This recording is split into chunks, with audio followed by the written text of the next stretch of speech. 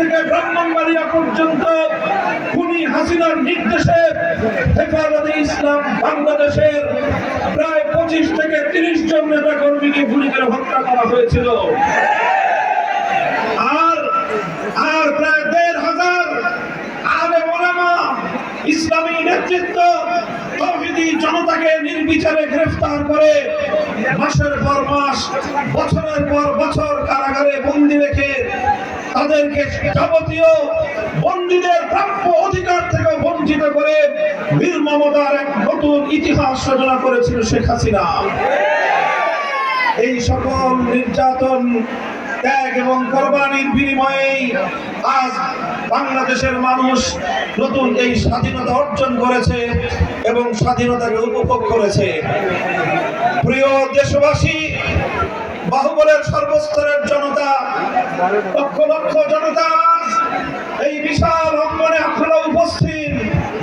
আপনাদের এই উপচে পড়ায় উপস্থিতি, হাজারো জনতার আজকের সম্মেলন আমি আবারও বলছি প্রমাণ করেছে আগামী দিনের বাংলাদেশের সকল রাজনীতিবিদ এবং সকলের জন্য একটি বার্তা দিয়ে দেয়, আজ যদি বাংলাদেশ থেকে আবার ইসলামকে মাইনাস করার আর কোন চক্রান্ত চলে, এদেশের মানুষ যে কোনো মূল্যে সেই চক্রান্ত রুখে দেবে ইনশাআল্লাহ।